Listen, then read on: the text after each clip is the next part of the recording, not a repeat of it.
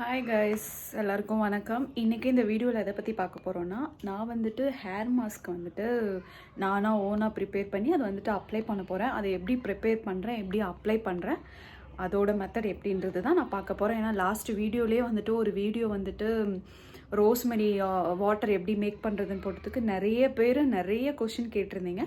So அதனால் இது வந்துட்டு இன்னொரு ஹேர் பேக்கு வாங்க எப்படி போடலான்னு பார்க்கலாம். இதுக்கு வந்துட்டு ஃபஸ்ட்டு ஃப்ளாக் சீட்ஸ் எடுத்துக்கணும். இது வந்து நான் ஆன்லைனில் தான் ஆர்டர் பண்ணியிருந்தேன். நீங்கள் பக்கத்தில் எந்த கடையில் கிடைச்சாலும் நீங்கள் வாங்கிக்கோங்க. உங்களோட ஹேரோட திக்னஸ் எப்படி இருக்கோ அதுக்கு தகுந்த குவான்டிட்டி எடுத்து நீங்கள் வந்து மேக் பண்ணிக்கலாம். என்னோடது வந்துட்டு லாங் ஹேராக இருந்தாலும் திக்னஸ் வந்து ரொம்ப கம்மியாக இருக்கும். ஸோ நான் வந்துட்டு அதுக்கு தகுந்த மாதிரி தான் எடுத்திருக்கேன். ஏன்னா நான் வந்துட்டு ஆல்ரெடி 2 டைம் ட்ரை பண்ணியிருக்கேன். சரி, நம்ம இப்போ லைட்டாக வந்துட்டு ஸ்கேல்புக்கு மட்டும் அப்ளை பண்ணலான்றதுக்காக கம்மியாக எடுத்திருக்கேன். ஃபஸ்ட்டு வந்து ஃப்ளாக் சீட்ஸ் எடுத்துக்கணும். அதுக்கப்புறம் வெந்தயம் கொஞ்சம் எடுத்துக்கணும், கருஞ்சீரகம் கொஞ்சம், அப்புறம் வந்துட்டு ரோஸ்மெரி ட்ரை லீஃப் கொஞ்சம் எடுத்துக்கணும். அது 3மே வந்துட்டு போட்டுட்டு கொஞ்சம் வாட்டர் போட்டுட்டு நல்லா பாயில் பண்ணணும். அதோட கன்சிஸ்டன்சி வந்துட்டு எந்த மாதிரி வரணுன்றது உங்களுக்கு நான் காமிக்கிறேன். அந்த அளவுக்கு நீங்கள் வந்துட்டு பாயில் பண்ணாதான் அது வந்துட்டு ஒரு ஜெல்லி டைப்பில் வந்துட்டு இருக்கும்.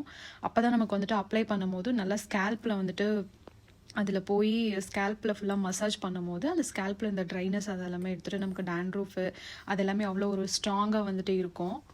ஸோ இந்த கன்சிஸ்டன்சி தான் நம்ம அது கரெக்டாக மிக்ஸ் பண்ணிக்கிட்டே இருக்கணும். நான் வந்து என்னோடய பிஜியில் தான் ப்ரிப்பேர் பண்ணிகிட்ருக்கேன். ஏன்னா அதுக்கான ஃபெசிலிட்டிஸ் இருக்குது. அது இருக்கிறத வச்சு மேனேஜ் பண்ணி ஏதோ பண்ணலாம் அப்படின்றதுக்காக நான் பண்ணியிருக்கேன். பாருங்கள், இந்த கன்சிஸ்டன்சி தான் வரணும். இது நல்லா வந்துட்டு பாயில் ஆகிடுச்சு. நான் வந்துட்டு எல்லாமே ஒரு ஸ்பூன் தான் எடுத்துக்கிட்டேன். Flax seeds 1 spoon, dry leaf 1/2 spoon, அப்புறம் வெந்தயம், கருஞ்சீரகம் இதெல்லாமே போட்டிருக்கேன். அப்புறம் நல்லா மிக்ஸ் பண்ணிவிட்டு அதை நீங்கள் ஒரு காட்டன் துணியில் இருந்தாலும் ஓகே, இல்லை வந்துட்டு நார்மலாக வடிகட்டி இருக்கும்ல அதில் நீங்கள் வடிகட்டி அதை நல்லா மிக்ஸ் பண்ணிக்கணும். அந்த கன்சிஸ்டன்சி இருக்கும். அப்புறம் வந்துட்டு ஆல்மண்ட் ஆயில் வந்துட்டு 2 ட்ராப்ஸ் விட்டுக்கோங்க.